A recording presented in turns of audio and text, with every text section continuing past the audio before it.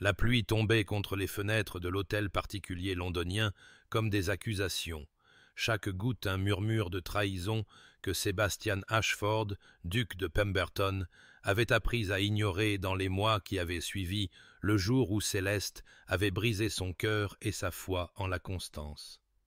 Il se tenait dans son bureau, une pièce assombrie par l'abandon et les souvenirs amers, fixant la lettre que sa mère lui avait remise ce matin-là avec des mains tremblantes et des yeux désespérés.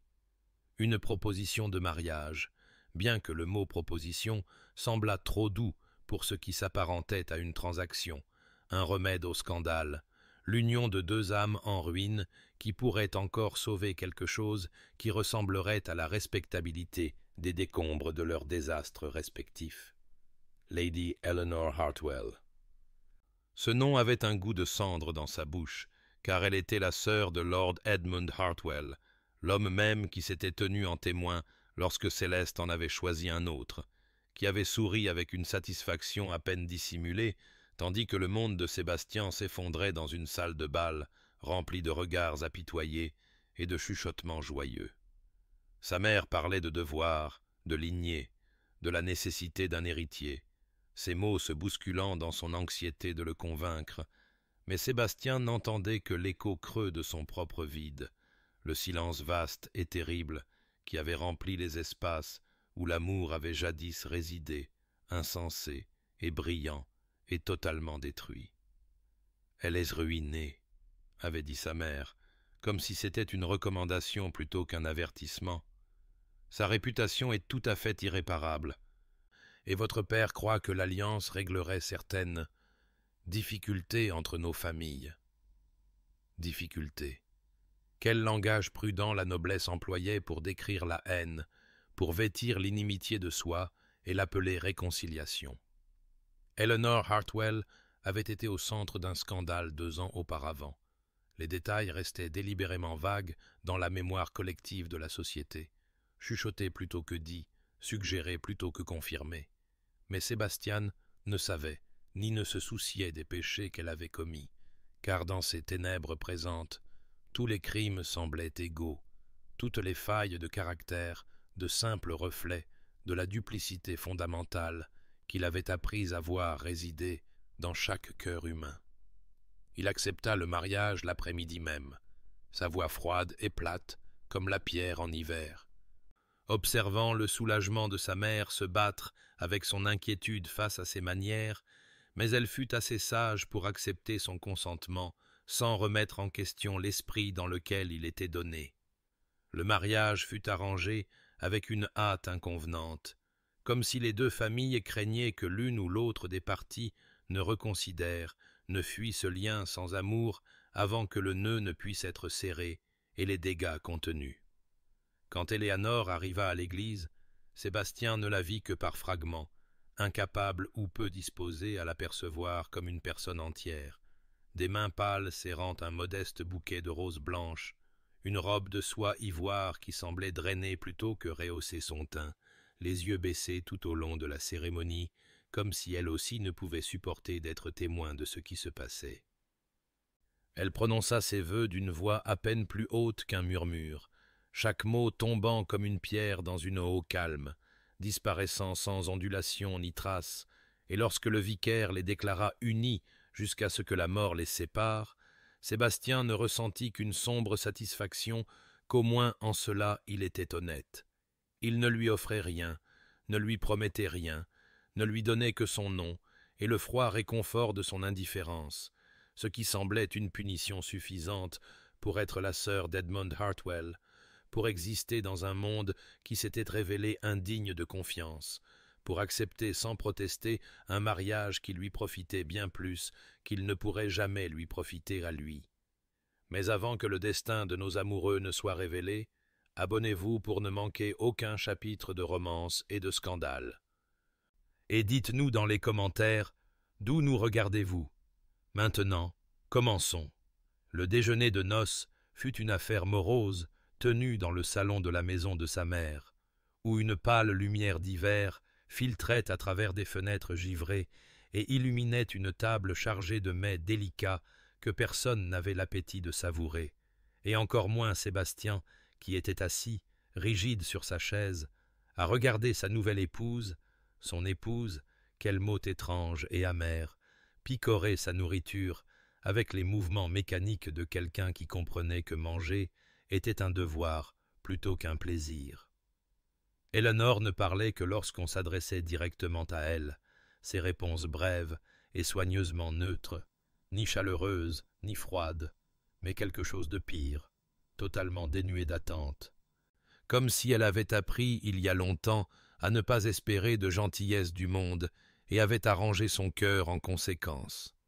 Sa mère tenta d'engager la conversation avec une gaieté désespérée, parlant de la beauté d'Ashford Manor au printemps, de l'excellente gouvernante Madame Davies, qui veillerait au moindre confort d'Eleanor, des roseraies qui avaient autrefois été la fierté du domaine,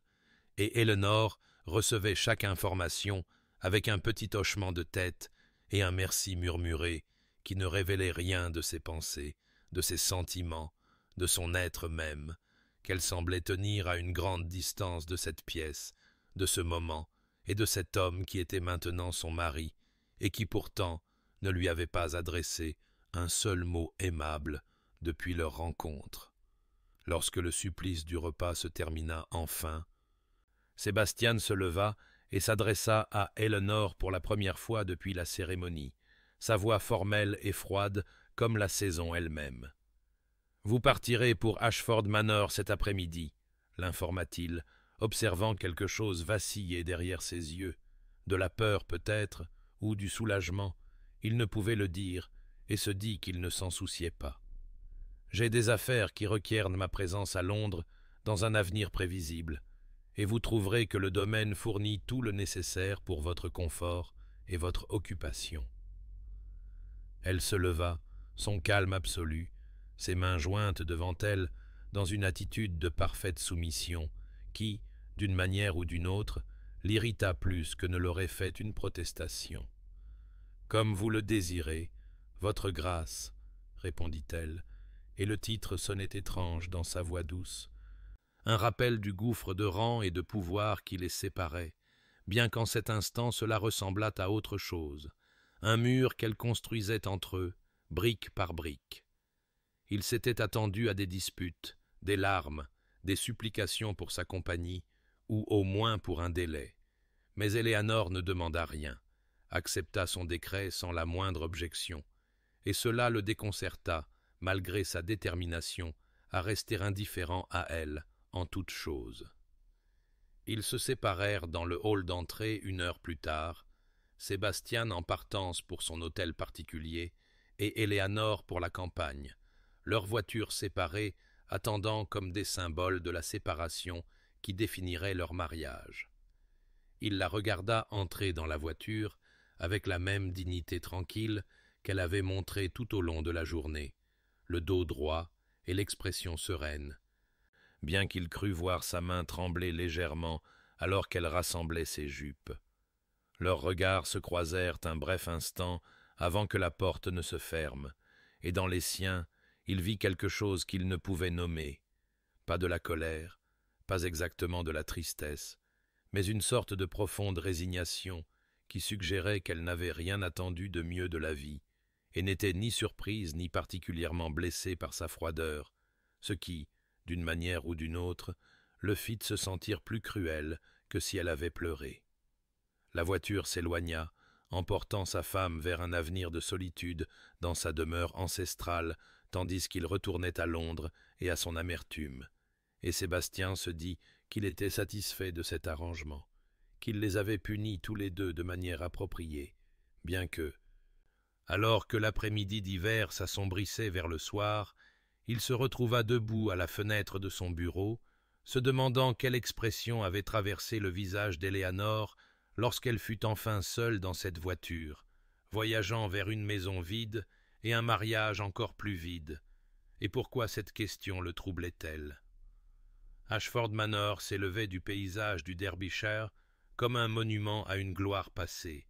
ses murs de pierre pâle et ses innombrables fenêtres reflétant le ciel froid de mars, alors que la voiture d'Eleanor approchait le long de l'allée bordée d'arbres,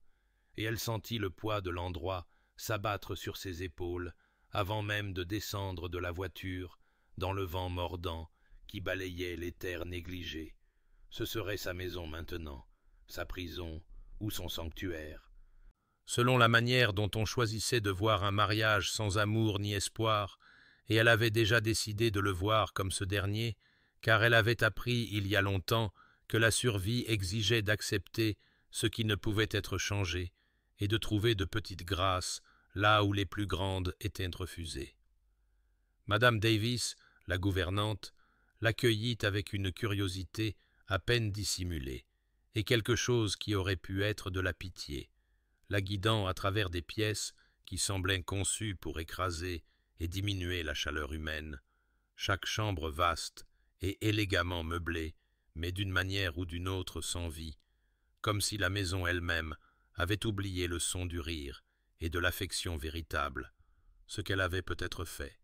car Sébastien venait manifestement rarement, et ses parents étaient morts depuis longtemps, ne laissant que des domestiques pour maintenir une coquille de grandeur passée. Eleanor s'installa dans ses fonctions avec une détermination tranquille, se levant tôt pour rencontrer Madame Davis au sujet des affaires domestiques, examinant des comptes qui avaient été quelque peu négligés, prenant de petites décisions concernant les réparations et les fournitures que la gouvernante semblait reconnaissante de partager, et bien que les domestiques l'observassent avec des yeux méfiants au début, elle les traitait avec une courtoisie et une gentillesse sans faille, se souvenant des noms, demandant des nouvelles des parents malades, les remerciant pour leur service, de petits gestes qui ne lui coûtaient rien, mais qui semblaient tout signifier pour des gens habitués à être invisibles pour leurs supérieurs.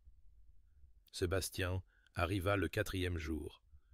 Sa présence annoncée par le bruit des sabots sur le gravier et la tension soudaine qui ondula à travers le personnel de la maison,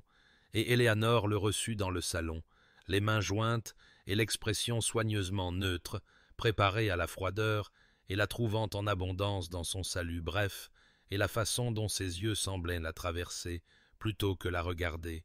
comme si elle n'était qu'un autre meuble à noter et à écarter. Il resta 3 jours, passant la plupart de son temps dans le bureau avec les registres du domaine et la correspondance, prenant ses repas seul malgré la suggestion tranquille d'Éléanor qu'ils pourraient dîner ensemble, et le 2e après-midi, elle le vit de sa fenêtre, debout au bord des jardins qui s'étendaient derrière la maison, autrefois magnifiques mais maintenant envahis par la végétation et sauvages,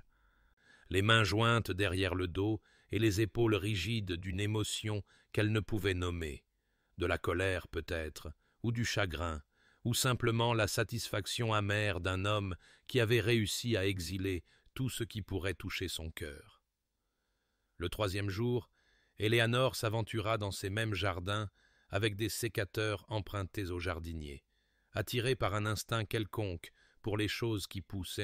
et le travail honnête de la culture, et elle était à genoux parmi les rosiers enchevêtrés, les mains déjà égratignées et sales, quand elle sentit plutôt qu'elle ne vit Sébastien l'observer de la terrasse au-dessus, son regard lourd de ce qu'elle pensait pouvoir être du dédain, bien qu'elle ne pût en être certaine, et se dit que cela n'avait pas d'importance, qu'elle s'occupait de ses jardins pour elle-même et non pour son approbation, bien qu'une petite partie traîtresse de son cœur souhaitât qu'il pût voir dans ce geste autre chose que de la manipulation ou une performance. Il partit le lendemain matin sans un adieu, sa voiture disparaissant le long de l'allée, alors que l'aube se levait, pâle et froide sur les collines du Derbyshire, et Éléanor se tenait à la fenêtre de sa chambre, le regardant partir, se demandant si des semaines ou des mois pourraient s'écouler avant qu'elle ne revoie son mari, et se trouvant presque soulagée par son absence, même si une partie plus profonde d'elle pleurait la solitude de cette vaste maison et de ce mariage creux, cette punition qu'ils enduraient tous deux pour des crimes qu'aucun n'avait pleinement commis. Bien que le monde les eût jugés coupables tout de même,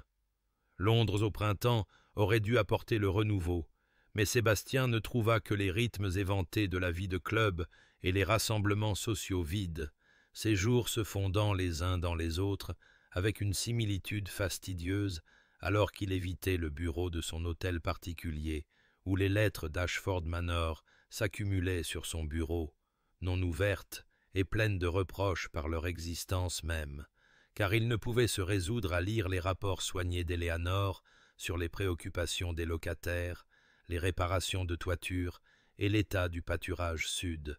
ces détails banals d'une vie qui l'avait exilé à vivre seul pendant qu'il nourrissait son amertume parmi les commères et les intrigants de la ville. C'est à la soirée musicale de Lady Pemberton qu'il entendit pour la première fois le nom d'Elenor prononcé en sa présence, deux matrones chuchotant derrière leurs éventails avec ce plaisir particulier que la société réservait aux femmes déchues, et bien qu'il se dit qu'il ne se souciait pas de ce qui était dit sur sa femme, il se surprit à écouter avec une attention non désirée alors qu'elle racontait le scandale de 3 ans auparavant. Comment Eleanor Hartwell avait délibérément séduit Lord Rothmore pour le détourner de sa fiancée, menant une liaison éhontée qui détruisit les fiançailles de la pauvre mademoiselle Catherine Winters et poussa la jeune femme à se retirer à la campagne dans l'humiliation. Comment Eleanor n'avait montré aucun remords, même lorsqu'elle fut confrontée. Et comment seule l'influence de son frère avait empêché l'annihilation sociale complète, bien que sa réputation ne se soit jamais rétablie et qu'aucun homme respectable n'en aurait voulu jusqu'à ce que le duc d'Ashford, lui-même récemment éconduit, accepte le mariage par dépit, par folie, ou les deux. Les mains de Sébastien se crispèrent autour de son verre de vin alors qu'il absorbait ces détails, sa haine pour Eleanor se cristallisant en quelque chose de plus dur et de plus froid qu'auparavant, car si les chuchotements étaient vrais, et pourquoi ne le seraient-ils pas, prononcés avec tant de confiance par des femmes qui avaient été témoins des événements elles-mêmes, alors elle était exactement aussi fourbe et sans cœur que son frère, une créature qui détruisait le bonheur des autres sans conscience. Et il se sentit justifié dans sa cruauté envers elle, justifié de la laisser isolée à Ashford Manor, où elle ne pourrait nuire à personne d'autre avec ses machinations. Les semaines passèrent lentement, le printemps cédant à la chaleur de l'été, puis à la mélancolie de l'automne, et les lettres continuaient d'arriver du Derbyshire avec leur écriture soignée et le compte rendu méticuleux des affaires du domaine. La récolte avait été bonne, les nouveaux locataires du cottage West s'installaient bien, Madame Davis envoyait ses salutations et espérait que sa grâce était en bonne santé. Et Sébastien ne prit jamais une seule fois la plume pour répondre, se disant que le silence était une réponse suffisante, qu'Eleanor ne méritait rien de lui, pas même la courtoisie d'un accusé de réception, bien que parfois, tard dans la nuit, lorsque le vin relâchait le contrôle étroit qu'il maintenait sur ses pensées, il se demandait ce qu'elle faisait dans cette vaste demeure sans autre compagnie que les domestiques, si elle était seule ou contente, si elle pensait à lui ou avait simplement accepté son absence comme elle semblait tout accepter, avec ce calme exaspérant qui suggérait soit une suprême indifférence, soit quelque chose de tout à fait autre,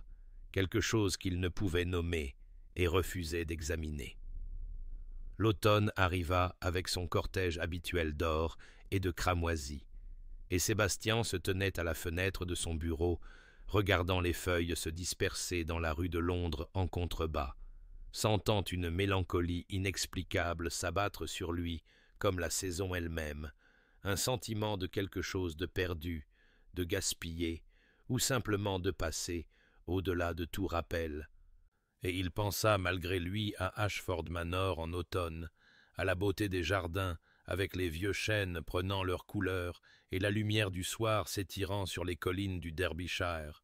et se demanda si Eleanor parcourait ces sentiers seule, regardant le même coucher de soleil qu'il observait maintenant depuis ce monde différent, cette existence séparée qu'il maintenait, comme s'ils n'étaient pas liés par la loi, l'Église et des vœux, qu'aucun des deux n'avait voulu, mais que tous deux étaient condamnés à honorer. Des préoccupations commerciales concernant les droits sur le bois d'œuvre et une frontière contestée avec un domaine voisin forcèrent le retour de Sébastien à Ashford Manor à la fin d'octobre, des semaines plus tôt qu'il ne l'avait vaguement prévu, et il arriva avec une réticence lourde dans sa poitrine, s'attendant à trouver la maison aussi froide et sans vie qu'il l'avait laissée, un monument approprié à leur exil et leur misère mutuelle, mais alors que sa voiture prenait le dernier virage de l'allée, il sentit quelque chose changer dans l'air autour de lui, une qualité de lumière ou de chaleur qui semblait impossible compte tenu de la saison et de ses souvenirs de cet endroit. Les jardins qui avaient été sauvages et envahis par la végétation montraient maintenant un entretien soigné, les rosiers taillés et paillés pour l'hiver, les sentiers débarrassés des mauvaises herbes envahissantes, la fontaine dans la cour centrale coulant à nouveau après des années de négligence, son doux clapotis audible même depuis l'allée, et en descendant de la voiture, il remarqua de la fumée s'élevant non seulement des cheminées principales, mais aussi des quartiers des domestiques, suggérant une maisonnée pleinement habitée, plutôt que simplement entretenue, et malgré lui, il sentit une lueur de quelque chose qui aurait pu être de la curiosité, de la confusion, ou peut-être le premier frémissement d'une émotion qu'il n'était pas encore prêt à nommer. Eleanor apparut sur le seuil de la porte, alors qu'il approchait, sa silhouette encadrée par la lumière chaude qui se déversait du hall d'entrée, et elle descendit les marches avec la même grâce tranquille dont il se souvenait de leur jour de mariage, sa robe simple mais élégante, ses cheveux arrangés avec soin, ses mains jointes devant elle, dans une posture qui suggérait un accueil sans présomption. Et quand elle fit la révérence et le salua d'un « Votre grâce, nous sommes honorés de votre présence », sa voix ne portait aucun reproche pour ses mois d'absence, aucune amertume pour son silence, seulement une douce courtoisie qui, d'une manière ou d'une autre, le fit se sentir plus honteux que n'importe quelle accusation aurait pu le faire. Il répondit avec une formalité rigide, s'enquérant des affaires du domaine qui l'avaient amené ici, et elle répondit avec une connaissance précise des frontières, des contrats et de la valeur du bois, s'étant manifestement instruite à fond en son absence, et alors qu'ils marchaient ensemble vers le bureau, il prit conscience des changements partout, des fleurs fraîches dans le couloir malgré la saison, des tableaux nettoyés et raccrochés, des fenêtres qui étincelaient d'un lavage récent, l'odeur de cire d'abeille et de lavande plutôt que de poussière et d'abandon, et à travers une porte ouverte, il entrevit des domestiques mettant la table avec soin, leurs mouvements efficaces mais sans hâte, leurs visages ne montrant aucune de la résignation maussade dont il se souvenait de sa dernière visite. Madame Davis apparut pour annoncer que ses appartements étaient préparés,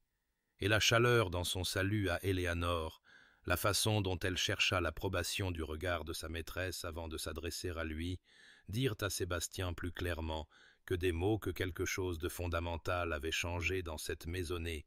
qu'Eleanor avait d'une manière ou d'une autre gagné la loyauté et l'affection des domestiques pendant les mois de son absence.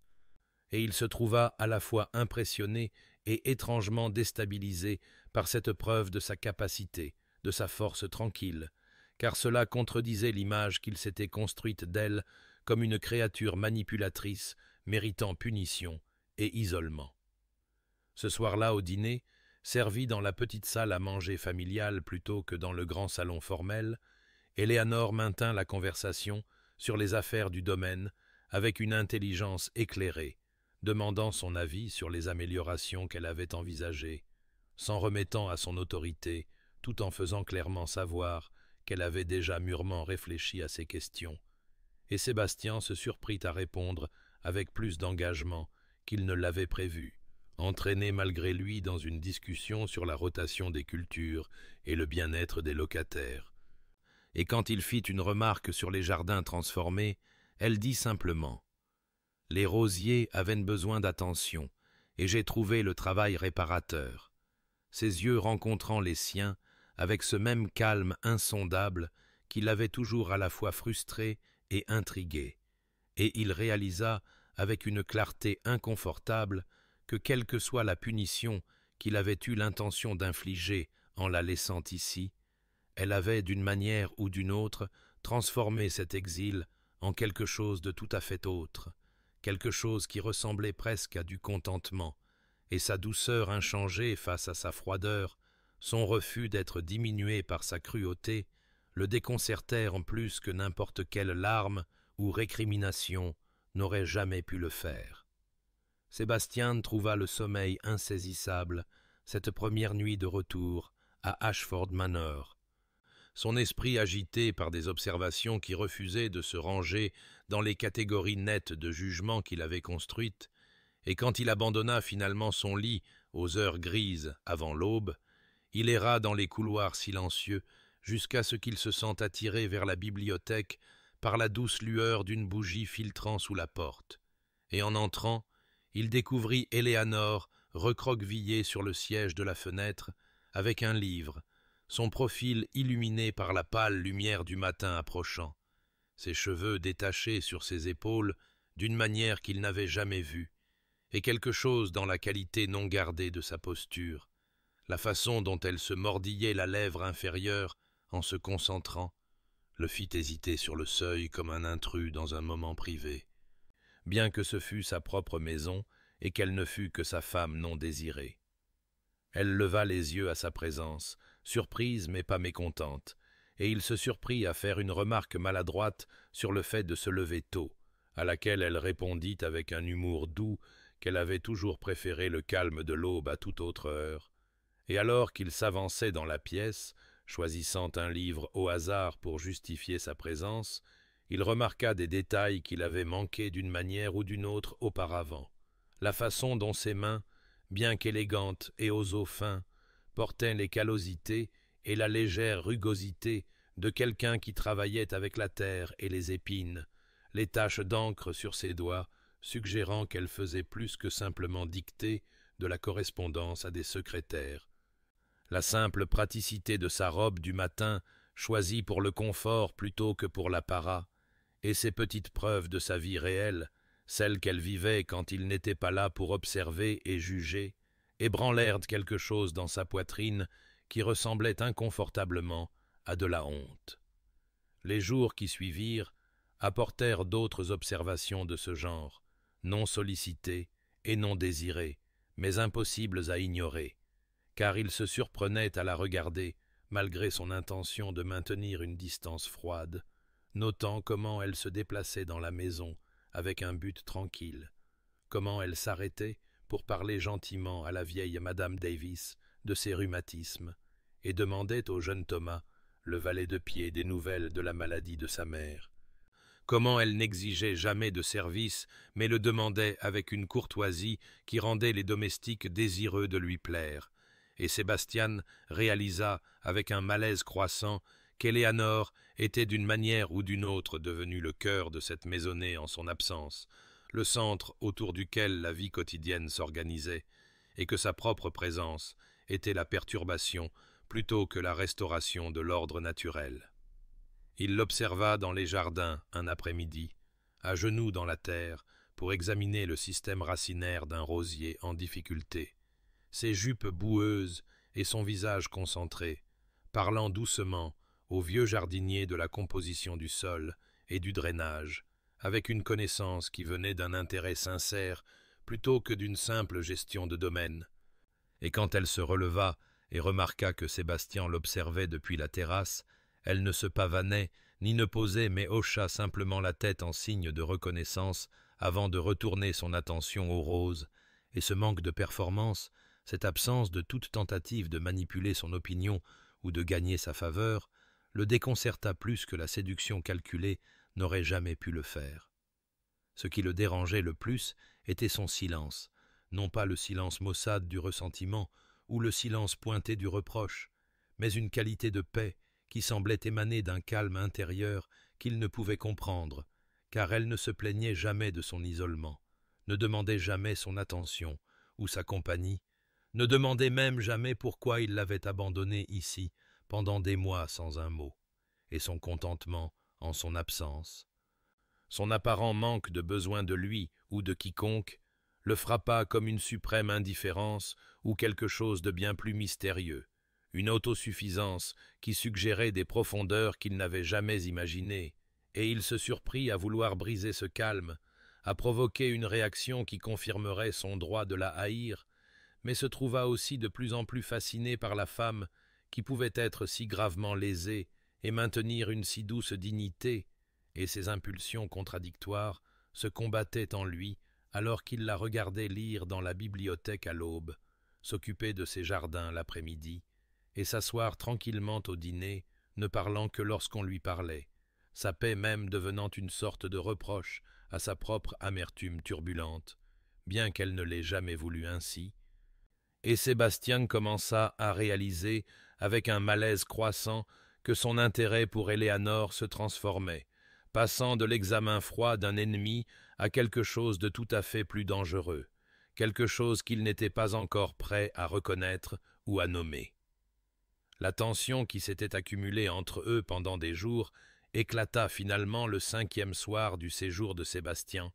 lors de ce qui avait commencé comme un autre dîner tranquille dans la salle à manger familiale, l'air épais de mots non dits et du poids d'observations que ni l'un ni l'autre ne reconnaissait, et Sébastien, troublé par sa fascination croissante pour Éléanore et cherchant peut-être à restaurer la certitude confortable de sa haine, se surprit à remarquer, avec une cruauté calculée, qu'il devait être agréable pour elle de jouer la maîtresse d'un si grand domaine.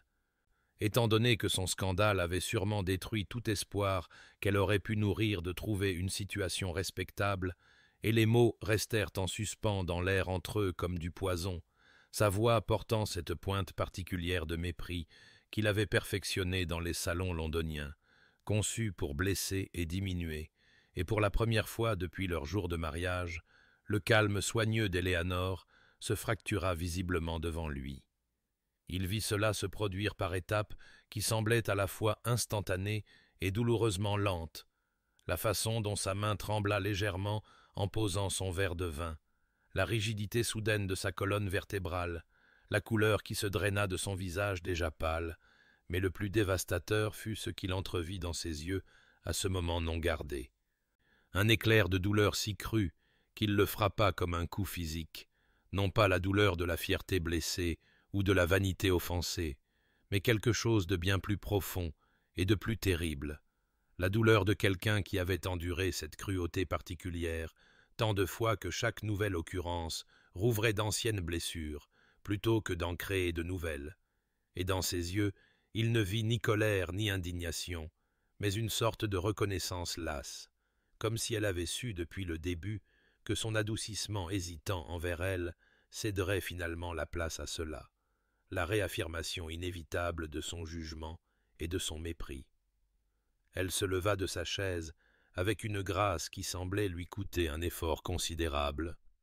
Ses mouvements soignés et contenus, comme si elle craignait de s'effondrer, si elle relâchait ne serait-ce qu'un peu son contrôle rigide, et quand elle parla, sa voix était à peine plus haute qu'un murmure, ne portant aucune de sa chaleur douce habituelle, mais plutôt une qualité creuse qui suggérait que quelque chose de vital s'était éteint en elle. « Pardonnez-moi, votre grâce, je me sens indisposée ce soir, parvint-elle à dire, l'adresse formelle, un repli dans la sécurité du protocole, et elle fit la révérence avec une précision mécanique avant de se tourner vers la porte, et Sébastien resta figé sur sa chaise, regardant son dos droit et ses pas mesurés, et sentit quelque chose se tordre douloureusement dans sa poitrine, une sensation entièrement inconnue et profondément importune, quelque chose qui aurait pu être de la culpabilité, du regret ou le premier frémissement d'un remords sincère, bien qu'il luttât contre le fait de le nommer même alors qu'il se répandait en lui comme de l'eau glacée dans ses veines. Il resta à table longtemps après son départ, la nourriture refroidissant devant lui, les bougies se consumant, luttant avec des émotions qu'il ne pouvait pleinement comprendre, se disant qu'elle méritait son mépris, que son scandale justifiait toute cruauté qu'il pourrait infliger, mais trouvant ses arguments familiers soudainement creux et peu convaincants face à ce qu'il avait vu dans ses yeux. Et quand il se leva enfin et traversa la maison assombrie, il se sentit attiré vers les fenêtres donnant sur le jardin, et là, au clair de lune, il la vit, une silhouette solitaire parmi les roses qu'elle avait si soigneusement entretenues. Ses épaules secouées par des sanglots qu'elle avait manifestement retenus pendant leur dîner, ses mains couvrant son visage dans un geste de dévastation si complète que quelque chose de fondamental changea en lui, un mur qu'il avait construit autour de son cœur, développant sa première fissure. Et bien qu'il ne comprît pas encore pourquoi ses larmes devaient l'affecter si profondément alors qu'il avait eu l'intention de la faire souffrir, il ne pouvait nier la vérité de ce qu'il ressentait en la regardant pleurer seule dans le jardin. Qu'en la blessant, il s'était d'une manière ou d'une autre blessé lui-même, et que la satisfaction qu'il s'était attendu à ressentir en brisant son calme s'était transformée en quelque chose qui avait un goût remarquablement similaire à la honte. La tempête arriva 3 jours après l'incident dans le jardin, balayant la campagne avec la fureur des tempêtes du début de l'automne, apportant des rideaux de pluie qui fouettaient les fenêtres et un vent qui hurlait dans les avant-toits comme quelque chose de sauvage et de désespéré cherchant un abri. Et Sébastien se retrouva piégé à l'intérieur avec Éléanore d'une manière qui semblait à la fois accidentelle et d'une certaine façon inévitable, comme si le destin avait conspiré pour leur imposer une proximité que ni l'un ni l'autre n'avaient cherchée, mais dont tous deux avaient peut-être besoin. Et lorsque le dîner se termina dans le silence inconfortable habituel, il se retira à la bibliothèque, comme c'était devenu son habitude, surpris de trouver Éléanore déjà là, recroquevillée sur son siège de fenêtre coutumier avec un livre, la lumière du feu projetant des ombres sur son visage qui la faisaient paraître à la fois plus jeune et infiniment plus âgée que ses années. Elle leva les yeux à son entrée avec une expression de résignation méfiante, comme si elle se préparait à une autre remarque cinglante, et quelque chose dans ce regard gardé, la façon dont elle avait appris à anticiper la cruauté de sa part, fit ressentir à Sébastien une nouvelle vague de cette honte inconnue, et au lieu de se retirer ou d'attaquer, il se surprit à se diriger vers le buffet, où l'attendait du brandy, versant 2 verres avec des mains qui tremblaient légèrement, et traversant pour lui en offrir un dans ce qui semblait être un geste hésitant vers quelque chose qu'il ne pouvait encore nommer. Peut-être une trêve, ou peut-être simplement la reconnaissance de l'étrange tension qui s'était accumulée entre eux comme la pression atmosphérique avant la tempête. Éléanore accepta le verre avec une surprise visible, ses doigts faisant attention de ne pas toucher les siens en le prenant, et ils restèrent assis en silence pendant un long moment, les seuls sons étant le crépitement du feu et la pluie battant contre les fenêtres, jusqu'à ce que Sébastien, enhardi par le brandy qui lui réchauffait la gorge et l'étrange intimité créée par l'isolement de la tempête, se surprenne à poser la question qui le hantait depuis qu'il avait été témoin de ses larmes dans le jardin.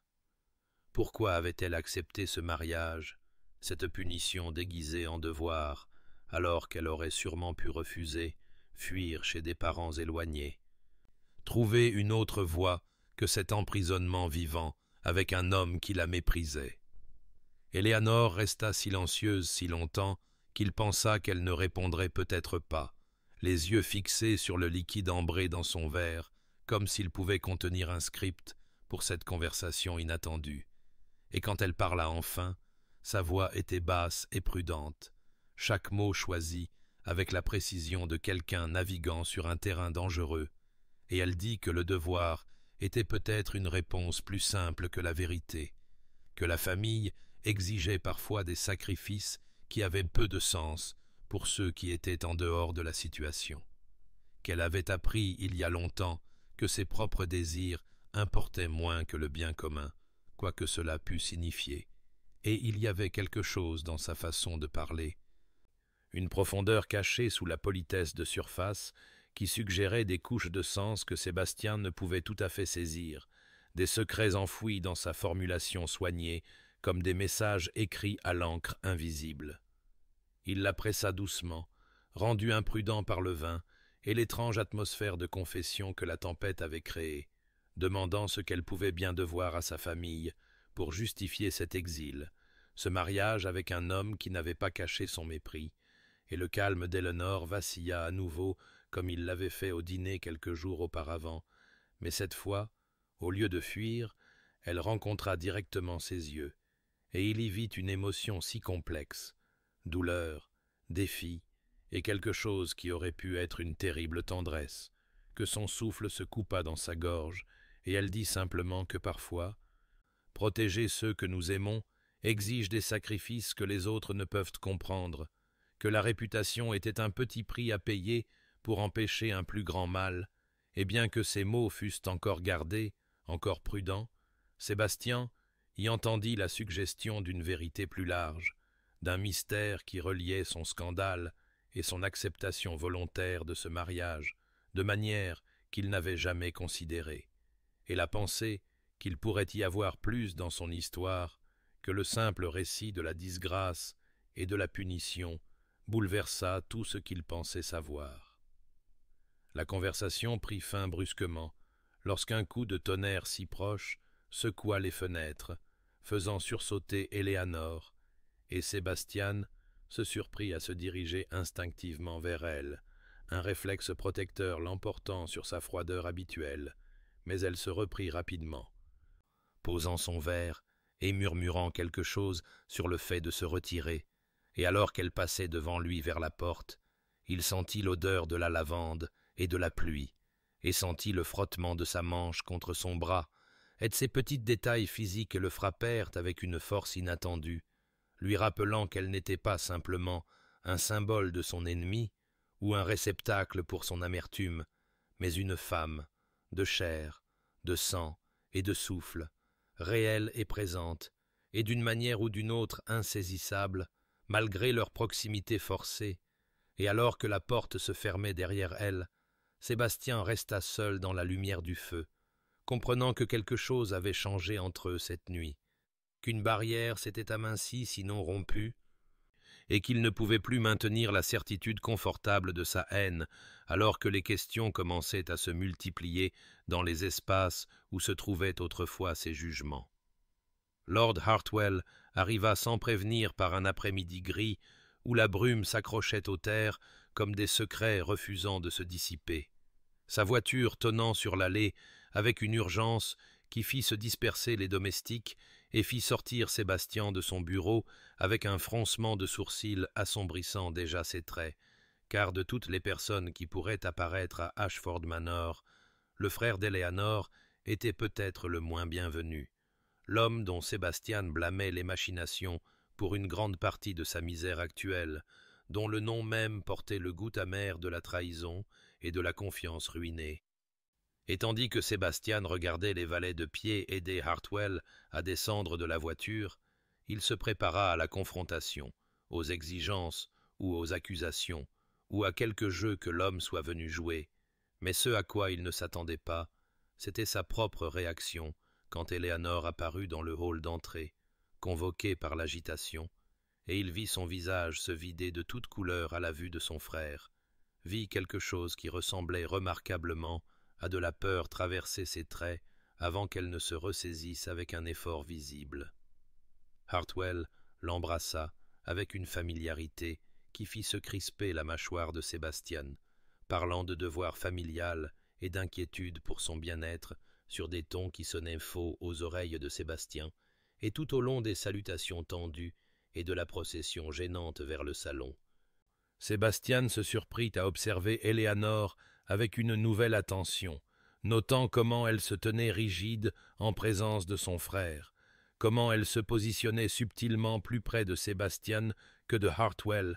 comment ses réponses aux questions de son frère étaient encore plus gardées que son discours prudent habituel, comme si elle naviguait dans des eaux particulièrement dangereuses et craignait de dire quoi que ce soit qui pourrait faire chavirer la fragile barque de la civilité. La visite se prolongea pendant le thé et jusqu'au début de soirée, Hartwell engageant une conversation qui semblait conçue pour rappeler à Sébastien de vieux griefs, mentionnant des connaissances mutuelles de Londres, touchant légèrement au scandale qui avait ruiné la réputation d'Elinor avec une désinvolture qui la fit tressaillir, et pendant tout ce temps, Sébastien sentit un malaise croissant à propos de toute la situation, un sentiment que quelque chose de fondamental ne correspondait pas à ses hypothèses sur la relation d'Eleanor avec sa famille, et quand Hartwell suggéra de parler en privé avec sa sœur,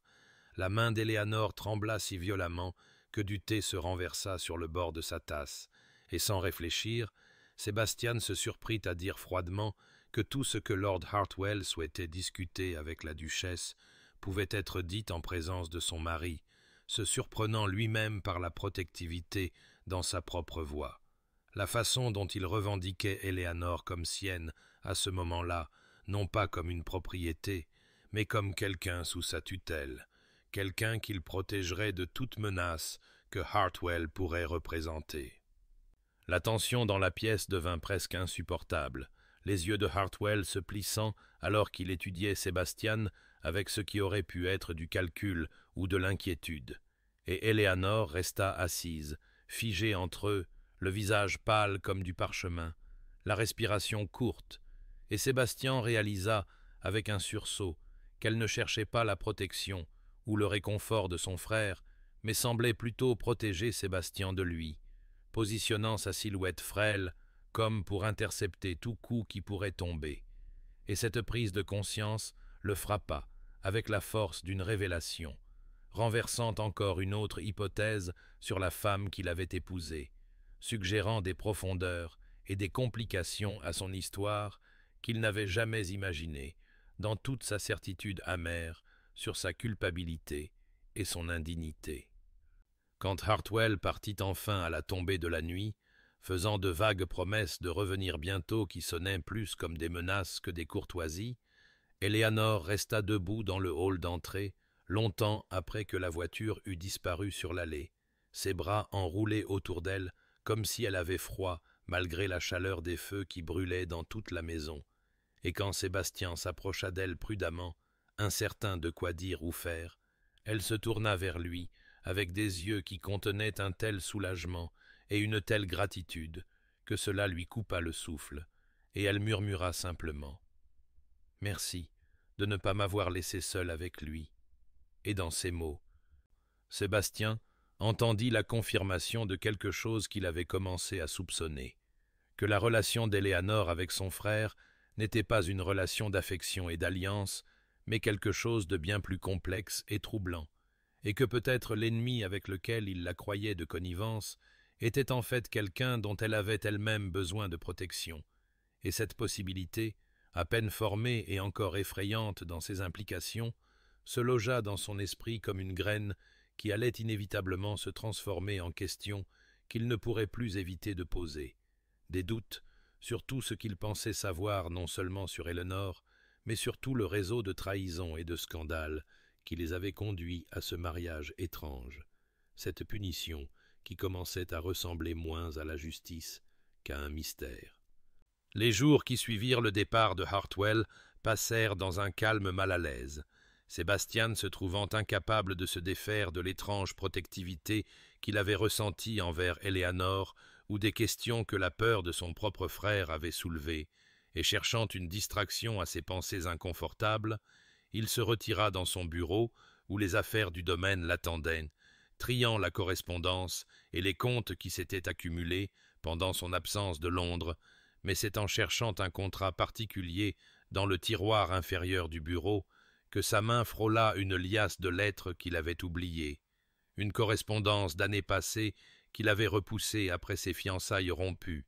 trop douloureuses à détruire, mais trop amères à relire. Et maintenant quelque chose le poussa à les sortir, à déplier des pages légèrement jaunies par le temps, et alors qu'il commençait à lire les lettres échangées entre lui et son ancienne fiancée, entre diverses connaissances de la société discutant du scandale qui avait détruit son mariage prévu, le nom d'Eleanor sauta des pages avec une fréquence qui fit s'accélérer son pouls, des références à l'implication de Lady Eleanor Hartwell dans la révélation de l'affaire, des mentions de sa présence à des moments cruciaux, des suggestions qu'elle avait délibérément saboté son bonheur par une alliance quelconque avec son frère, et Sébastien sentit sa vieille haine se rallumer comme des braises attisées, la colère qu'il avait remise en question, soudainement alimentée par ces preuves écrites de sa culpabilité, sauf que, en lisant plus attentivement, en se forçant à noter les dates et les séquences plutôt que de simplement absorber les accusations, des incohérences commencèrent à émerger comme des fissures sur une surface lisse, des lettres plaçant Eleanor à Londres alors que d'autres correspondances montraient clairement qu'elle avait été à Bath, des références à des conversations qu'elle aurait eues, à des dates où Sébastien lui-même se souvenait de l'avoir vue, à des fonctions sociales entièrement différentes, et ces divergences le troublaient, même si une partie de lui voulait les ignorer, voulait s'accrocher au récit simple de la trahison plutôt que d'affronter la possibilité que rien ne fût ce qu'il semblait. Il confronta Eleanor ce soir-là, après le dîner, les lettres serrées dans sa main comme des armes, ou peut-être des preuves dans un procès dont il ne pouvait prédire le verdict. La trouvant dans le salon de musique où elle jouait parfois de douces mélodies au pianoforte quand elle pensait que personne n'entendrait, et la voir là, à la lueur de la lampe, ses doigts immobiles sur les touches, alors qu'elle se tournait pour lui faire face avec cette expression familière de résignation méfiante, aurait dû adoucir sa colère, mais au contraire, cela l'alimenta, car il voulait des réponses, avait besoin de comprendre pourquoi ces lettres existaient et quelle vérité elles contenaient. Et il exigea qu'elle explique son rôle dans ces fiançailles rompues, étalant la correspondance devant elle comme des accusations manifestes, observant son visage alors qu'elle les lisait avec des doigts qui tremblaient légèrement. Et quand elle leva enfin les yeux vers lui, ses yeux contenaient une tristesse si complexe que cela le frappa comme un coup physique, mais elle n'offrit aucune défense, aucune explication, aucune plaidoirie pour la compréhension, disant simplement d'une voix à peine plus haute qu'un murmure « Croyez ce que vous voudrez, votre grâce, j'ai appris que la vérité importe rarement quand les esprits sont déjà décidés. » Et sa résignation à ce moment-là, son refus de se battre pour sa propre innocence ou de s'insurger contre ses accusations, hanta Sébastien d'une manière que ses larmes ou sa colère n'auraient jamais pu le faire, car il y avait quelque chose dans son acceptation de sa haine qui parlait d'une lassitude si profonde qu'elle semblait s'être installée dans ses os mêmes.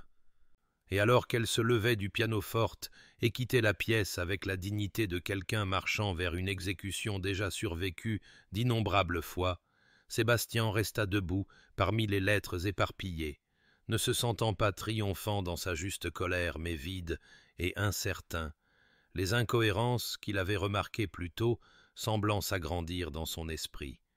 Et il se surprit à se demander pour la première fois si la femme qu'il avait épousée en guise de punition pourrait en fait être la victime d'une injustice plus grande qu'il avait été trop aveuglé par sa propre douleur pour reconnaître, et cette possibilité, à peine formée mais impossible à écarter maintenant, se logea dans sa conscience comme une écharde s'enfonçant plus profondément, douloureuse et insistante, et exigeant une attention qu'il ne pouvait plus refuser de donner.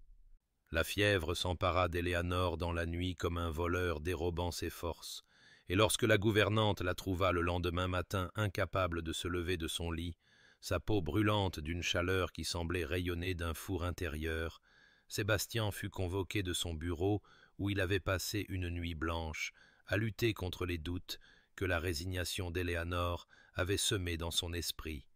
et la voir étendue si immobile et pâle contre les oreillers, son calme habituel remplacé par la vulnérabilité impuissante de la maladie, le frappa avec une force inattendue, l'envoyant immédiatement chercher le médecin malgré l'heure matinale et la distance que le docteur devrait parcourir depuis le village. Et dans les heures d'attente, Sébastien se trouva incapable de quitter le chevet d'Eleanor. Assis sur la chaise à côté de son lit, avec une vigilance qui surprit les domestiques qui apportaient de l'eau fraîche et du linge propre, la regardant dériver entre conscience et inconscience, parfois paisible et parfois agitée, sa fièvre montant au fil de la journée jusqu'à ce qu'elle commence à murmurer des mots insensés, des fragments de phrases qui semblaient tirés de rêves ou de souvenirs. Et ce furent ces propos délirants qui commencèrent à éroder les fondations de la certitude de Sébastien quant à sa culpabilité, car dans sa fièvre, elle parlait de protéger quelqu'un, chuchotait des excuses qui semblaient lui être adressées bien qu'elle ne prononçât pas son nom, murmurait quelque chose sur des choix terribles et des sacrifices qui devaient être faits. Et une fois, assez clairement pour que Sébastien se penche pour saisir chaque mot, elle chuchota. Je ne pouvais pas les laisser le détruire, même s'ils devaient me haïr pour toujours, pour ce que j'ai dû faire. Et ces mots, prononcés sans ruse ni calcul par une femme trop malade pour dissimuler, se logèrent dans le cœur de Sébastien comme des flèches atteignant leur cible, et quand le médecin arriva enfin en fin d'après-midi, examinant Éléanore avec une efficacité exercée avant de déclarer qu'elle avait surmené sa constitution et que son système ne s'était jamais complètement remis d'une tension antérieure, mentionnant presque nonchalamment que les dames de santé délicate souffraient souvent d'effets persistants de périodes de stress extrême, Sébastien se surprit à demander de quel stress le médecin parlait, et le vieux médecin, qui connaissait la famille d'Éléanore depuis des années, parla avec naturel de cette terrible année où elle avait été prise dans un scandale londonien, comment la honte et l'isolement avaient failli briser complètement sa santé, comment elle avait passé des mois confinée dans ses appartements. Et Sébastien écouta avec une horreur croissante le médecin décrire des symptômes qui ne parlaient pas d'une intrigante manipulatrice, célébrant la destruction réussie du bonheur d'autrui, mais d'une femme souffrant sous un fardeau insupportable, et alors que le docteur mélangeait des médicaments et donnait des instructions pour les soins d'Éléanore, Sébastien resta figé au chevet du lit, regardant son sommeil agité, écoutant ses murmures fiévreux, et sentant l'édifice de sa haine s'effondrer, comme un mur miné par une eau persistante. Et lorsque le médecin partit avec la promesse de revenir le lendemain, Sébastien resta où il était, incapable de partir malgré l'heure tardive, et tout au long de la nuit, il veilla sur sa femme, lui baignant le front de linget frais lorsque la fièvre montait, lui tenant la main lorsque des cauchemars la faisaient crier, et écoutant chaque mot qu'elle prononçait dans son délire, chaque fragment ajoutant à l'image qui se formait dans son esprit d'une femme qui avait beaucoup souffert pour des raisons qu'il ne comprenait pas encore, une femme dont la résignation et le silence n'étaient peut-être pas du tout de la culpabilité, mais plutôt l'épuisement de quelqu'un qui avait déjà payé un prix trop élevé pour des péchés qu'elle n'avait peut-être jamais commis. Et alors que l'aube se levait, pâle et froide, à travers les fenêtres de la chambre, Sébastien regarda le visage endormi d'Éléanore, encore rougi par la fièvre mais paisible maintenant,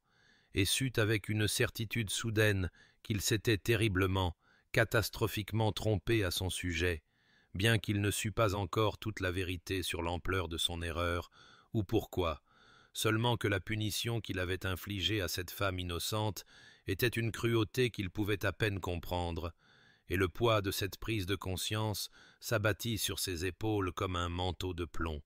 lourd d'implications qu'il devrait affronter quand elle se rétablirait, si elle se rétablissait, et ce terrible si le fit chercher sa main à nouveau, la tenant comme s'il pouvait l'ancrer à la vie par la seule force de sa volonté, cette femme qu'il avait épousée pour la punir, mais qui semblait au contraire avoir été assez punie pour eux deux. La guérison d'Éléanore vint lentement, comme un printemps réticent à déloger l'hiver, la fièvre tombant le 3e jour, mais la laissant faible et pâle, confinée à son lit pendant près d'une semaine, tandis que ses forces revenaient progressivement. Et pendant tout ce temps, Sébastien resta plus proche que la bienséance, où leur histoire ne l'aurait suggéré, trouvant des excuses pour vérifier sa convalescence, apportant des livres de la bibliothèque qu'il pensait pouvoir l'intéresser, s'asseyant sur la chaise près de sa fenêtre pendant qu'elle se reposait. Et cette attention inattendue déconcerta Éléanore presque autant qu'elle déconcerta Sébastien lui-même, car ni l'un ni l'autre ne pouvaient tout à fait nommer ce qui avait changé entre eux pendant ces jours sombres de fièvre, seulement qu'une barrière s'était effondrée, les laissant hésitants et incertains sur un territoire inconnu, et leur conversation, qui avait toujours été soit froidement formelles, soit chargées de tensions inexprimées, commencèrent à couler plus naturellement, moins gardées, comme si la maladie d'Éléanore leur avait donné la permission de parler comme deux personnes plutôt que comme un bourreau et sa victime. L'après-midi, où Éléanore fut enfin assez forte pour s'asseoir dans le petit salon attenant à sa chambre, Sébastien apporta le thé lui-même plutôt que de convoquer un domestique, et ils s'assirent ensemble dans la pâle lumière du soleil filtrant à travers les rideaux de dentelle, le silence entre eux n'étant plus hostile mais presque amical, et Éléanore, peut-être enhardie par la faiblesse, ou peut-être simplement fatiguée de la distance prudente qu'ils avaient maintenue, commença à parler de son amour pour Ashford Manor, de la façon dont le domaine était devenu un sanctuaire pour elle, d'une manière qu'elle n'avait pas prévue, de la façon dont elle avait trouvé la paix dans les jardins et les rythmes tranquilles de la vie à la campagne. Et Sébastien écouta avec une attention nouvelle, écoutant vraiment plutôt que d'attendre pour trouver des défauts ou rejeter ses paroles. Et il entendit dans ses descriptions de la solitude non pas le contentement de quelqu'un qui préférait l'isolement, mais l'acceptation résignée de quelqu'un qui avait appris à faire la paix avec la solitude. Et quelque chose dans cette prise de conscience le poussa à partager à son tour, timidement d'abord, puis avec une aisance croissante, des souvenirs de sa mère qui avait aimé ces mêmes jardins, qui lui avait appris le nom des fleurs et lui avait montré comment faire jaillir la beauté d'un sol réticent, et le visage d'Éléanore s'adoucit tandis qu'il parlait, ses yeux s'illuminant d'intérêt et de quelque chose qui aurait pu être de la tendresse, et elle posa de douces questions qui firent remonter d'autres souvenirs, et Sébastien se surprit à parler de choses qu'il n'avait pas exprimées depuis des années, le chagrin de perdre sa mère jeune, la pression de devenir duc avant de s'en sentir prêt, la solitude de porter un titre qui le mettait à part même de ceux qui se disaient ses amis, et en partageant ces bribes de lui-même, il sentit quelque chose se relâcher dans sa poitrine, une tension qu'il portait depuis si longtemps qu'il avait oublié qu'elle était là. Les jours qui suivirent s'installèrent dans un nouveau schéma.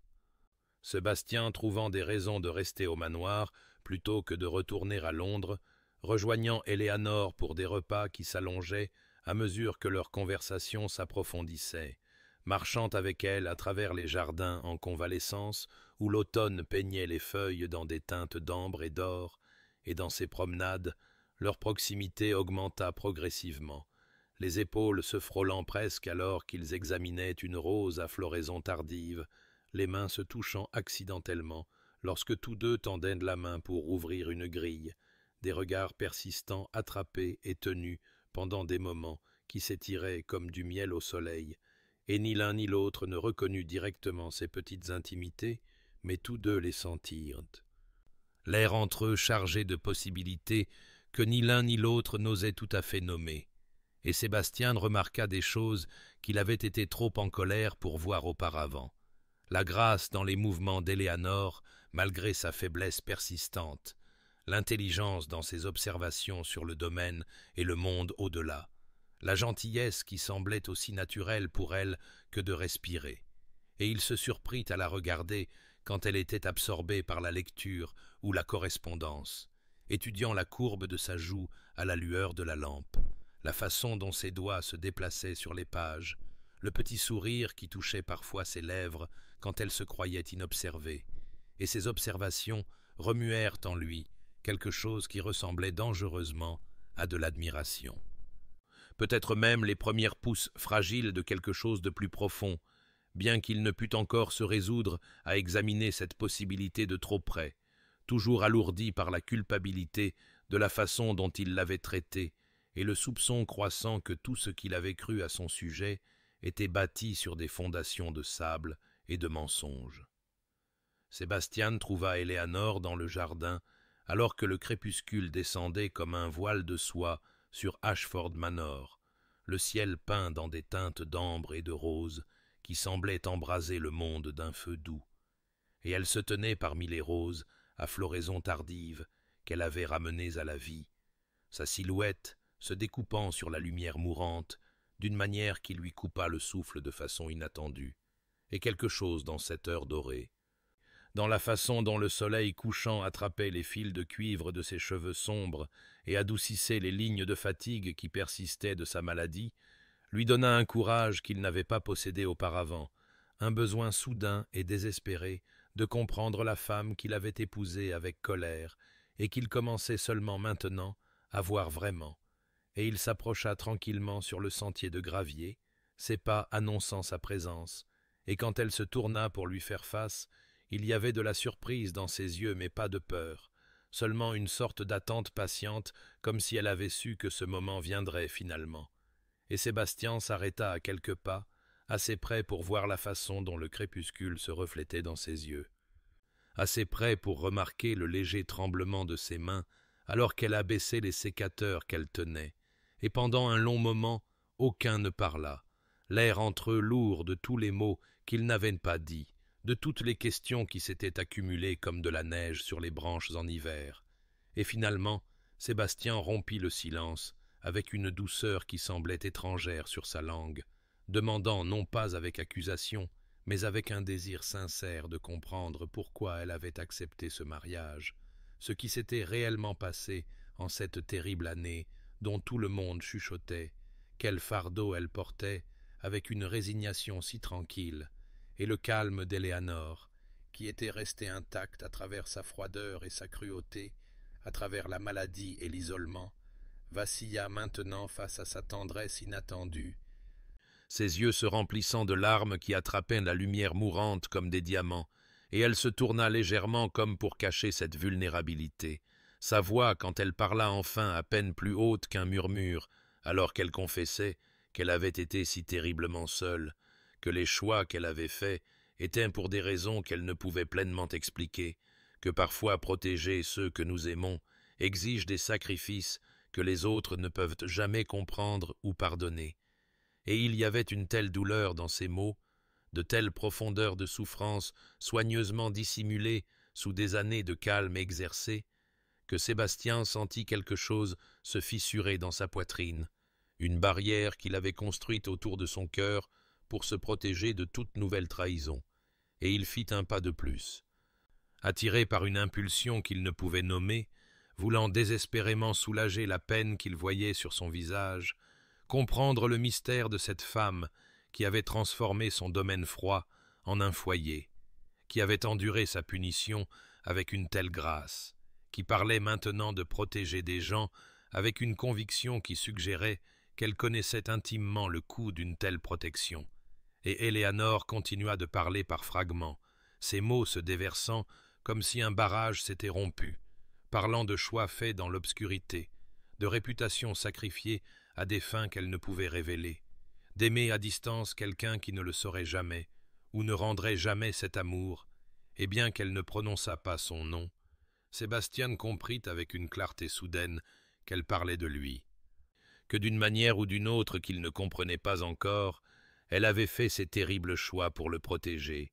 et cette prise de conscience le toucha si profondément qu'il tendit la main sans réfléchir, sa main s'étendant vers la sienne, les doigts se touchant presque avant qu'il ne se reprenne, et s'arrête, le geste suspendu et incomplet dans l'air entre eux, comme une question attendant une réponse. Et Éléanore regarda sa main tendue, puis son visage, y voyant quelque chose qui fit couler de nouvelles larmes sur ses joues, et le crépuscule s'approfondit autour d'eux, les enveloppant d'ombres violettes, tandis que la dernière lumière mourait à l'horizon, et dans ce moment suspendu, Sébastien comprit qu'il se tenait à un seuil, que ce qu'il ferait ensuite déterminerait le cours de leurs deux vies. Et bien qu'il ne connût pas encore toute la vérité du passé d'Éléanore, il savait avec certitude qu'elle méritait mieux que la punition qu'il avait infligée, méritait la tendresse, la compréhension, et peut-être même l'amour, et le poids de sa propre cruauté s'abattit sur lui comme une force physique, alors qu'il se tenait là, dans l'obscurité grandissante, sa main toujours tendue vers sa femme, assez proche pour la toucher, mais ne la touchant pas tout à fait, tandis que le jardin retenait son souffle autour d'eux et attendait. La scène du jardin hanta Sébastien pendant la nuit blanche qui suivit, les mots d'Éléanore résonnant dans son esprit avec une telle persistance qu'à l'aube, il sut qu'il ne pouvait plus continuer dans l'ignorance, ne pouvait plus accepter le récit commode qu'il avait construit pour justifier sa cruauté. Et il partit donc pour Londres ce matin-là même, avec à peine un mot pour Éléanore, au-delà d'une explication laconique d'affaires urgentes, bien qu'en vérité, la seule urgence fut le besoin désespéré qui rongeait sa conscience, la certitude croissante qu'il avait bâti sa haine sur des fondations qu'il n'avait jamais correctement examinées, et le voyage vers Londres sembla interminable, chaque kilomètre alourdi d'impatience et d'une peur qu'il ne pouvait tout à fait nommer, la peur peut-être qu'enquêter trop profondément confirmerait ses pires suppositions sur Éléanore, ou, pire encore, révélerait des vérités qui rendraient son traitement d'elle totalement impardonnable. Et en arrivant à son hôtel particulier, il ne perdit pas de temps en repos ou en rafraîchissement, mais commença immédiatement le travail d'investigation. Sortant de vieilles correspondances et des chroniques mondaines de cette terrible saison de 3 ans passés où ses fiançailles s'étaient terminées dans une humiliation publique si spectaculaire, et en relisant les récits avec des yeux neufs, non plus aveuglés par l'orgueil blessé et la rage, des incohérences commencèrent à émerger comme des fissures dans de la porcelaine fine, petites au début, mais devenant plus prononcées à mesure qu'il approfondissait, car la chronologie que la société avait si volontiers acceptée ne correspondait tout simplement pas aux faits connus, la présence d'Éléanore à certains événements étant documentée de manière à contredire les accusations portées contre elle, et Sébastien se surprit à faire des enquêtes discrètes auprès d'anciennes connaissances, formulant ses questions avec soin pour ne pas éveiller les soupçons, parlant à des hommes qui avaient été présents à la réception où le scandale se serait produit, et leurs récits variaient de manière troublante, certains insistant sur le fait qu'Éléanore avait été l'instigatrice, tandis que d'autres semblaient incertains, leurs souvenirs curieusement vagues lorsqu'on les pressait pour des détails spécifiques, et un vieux vicomte, qui avait été bien en boisson, admis qu'il avait entendu l'histoire de seconde main, n'avait rien vu lui-même, mais avait répété le commérage parce que tout le monde le disait. Et cet aveu glaça le sang de Sébastien, car il suggérait avec quelle facilité la réputation pouvait être détruite par la rumeur, avec quelle promptitude la société acceptait le scandale sans exiger de preuves. Et il poussa ses investigations plus loin, visitant les bureaux des avoués qui avaient traité diverses affaires juridiques cette saison-là, examinant les registres de transactions financières et de transferts de propriété, et là il trouva des preuves plus concrètes et plus accablantes, des paiements effectués depuis des comptes contrôlés par Lord Hartwell à des témoins qui avaient témoigné contre Éléanore, des dates qui montraient que l'argent avait changé de main quelques jours seulement avant que certaines figures clés ne se manifestent avec leurs accusations, et les mains de Sébastien tremblèrent en traçant ces liens, alors que le schéma devenait indéniable. Quelqu'un avait orchestré la chute d'Éléanore avec une précision minutieuse, avait payé pour des témoignages et manipulé les événements pour assurer sa ruine. Et la question qui brûlait dans son esprit était pourquoi? Quel but avait été servi en détruisant la réputation d'une femme innocente? Et puis il trouva la lettre nichée dans la correspondance de son ancienne fiancée, une lettre qu'il avait négligée dans sa fureur initiale, écrite de la main distinctive de Lord Hartwell et décrivant un plan si audacieux qu'il en eut la nausée. Un complot visant à utiliser la disgrâce d'Éléanore pour forcer Sébastien dans une position compromettante qui lui aurait coûté non seulement sa fierté, mais aussi sa fortune et sa position, et la lettre indiquait clairement qu'Éléanore avait d'une manière ou d'une autre découvert le complot et avait choisi d'en devenir le bouc émissaire, avait accepté le blâme pour un scandale qu'elle n'avait pas créé afin d'empêcher le désastre plus grand qui aurait complètement détruit Sébastien. Et alors que cette prise de conscience s'abattait sur lui comme une vague froide, Sébastien comprit avec une clarté dévastatrice qu'Éléanore avait tout sacrifié pour le protéger, avait enduré des années de disgrâce, d'isolement et sa propre punition terrible, tout cela parce qu'elle l'avait assez aimé pour le sauver d'ennemis dont il ne soupçonnait même pas l'existence, et il resta assis dans son bureau alors que l'aube se levait sur Londres, les preuves de l'innocence d'Éléanore et de sa propre cécité étalées devant lui, et pleura pour la première fois depuis la mort de sa mère, pleura pour la cruauté qu'il avait infligée à la seule personne qui avait tenté de le sauver, pleura pour les années de souffrance qu'elle avait endurées en silence, et quand les larmes s'arrêtèrent enfin, il sut avec une certitude absolue qu'il devait retourner immédiatement à Ashford Manor, devait faire face à Eleanor avec la vérité qu'il avait découverte, et supplier le pardon qu'elle pourrait lui accorder, bien qu'il craignît qu'aucun pardon ne pût jamais être suffisant pour ce qu'il avait fait. Sébastien passa la journée suivante à reconstituer toute l'étendue de la conspiration avec la précision méthodique d'un homme construisant un dossier qui condamnerait son propre jugement passé, et ce qui émergea des preuves éparses fut une image si claire et si accablante qu'il se demanda comment il avait pu être si aveugle, comment l'orgueil et la vanité blessée avaient obscurci des vérités qui semblaient maintenant douloureusement évidentes, car le plan avait été élégant dans sa cruauté, construit par Lord Hartwell et l'ancienne fiancée de Sébastien, Lady Catherine, avec l'intention spécifique de le manipuler pour le contraindre à un mariage qui leur aurait donné le contrôle de sa fortune considérable par une série de manœuvres juridiques déguisées en règlements et protections, et Éléanore avait d'une manière ou d'une autre découvert leur complot, avait appris par la correspondance négligente de son frère, laissé sans surveillance dans leur maison familiale, le piège qui était tendu à Sébastien, et elle avait fait un choix qui le stupéfiait encore par son altruisme. S'était délibérément inséré dans le scandale de la réception qui devait compromettre Sébastien, avait pris sur elle le blâme pour une conduite inappropriée avec Lord Weston, un homme qui avait été grassement payé par Hartwell pour jouer son rôle, et en devenant elle-même la figure scandaleuse, elle avait détourné l'attention de la véritable conspiration, s'était rendue si toxique aux yeux de la société que lorsque Hartwell essaya de faire passer l'arrangement qui aurait lié Sébastien à Catherine par obligation et dette fabriquée,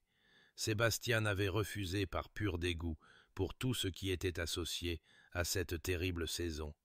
Et ainsi, le sacrifice d'Éléanore avait fonctionné, l'avait sauvé de la ruine financière et sociale, bien que cela lui eût tout coûté, sa réputation réduite en lambeaux, ses perspectives de mariage détruites, son nom même devenant synonyme de tromperie et d'inconvenance dans tous les salons de Londres, et les preuves que Sébastien avait rassemblées étaient irréfutables, des relevés bancaires montrant les paiements de Hartwell aux témoins, des lettres entre Catherine et Hartwell discutant de leur progrès dans la mise en place du piège, une correspondance d'avoués décrivant les mécanismes juridiques qui auraient transféré les actifs de Sébastien si le mariage avait eu lieu,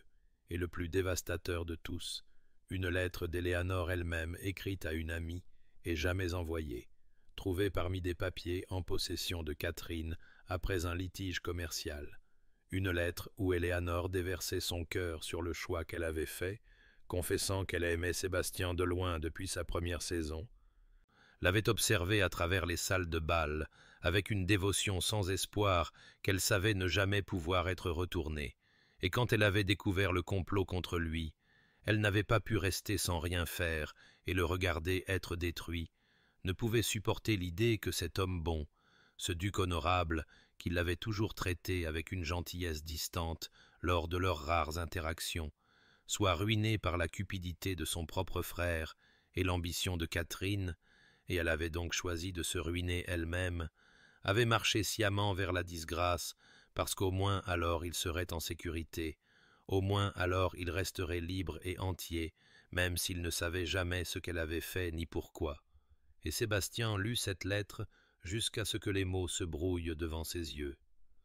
Lut la confession d'amour d'Éléanore, écrite de sa main soignée 3 ans auparavant, quand elle possédait encore l'espoir et l'innocence, avant qu'elle ne les ait sacrifiés tous les deux sur l'autel de sa protection, et l'ampleur de ce qu'elle avait fait pour lui,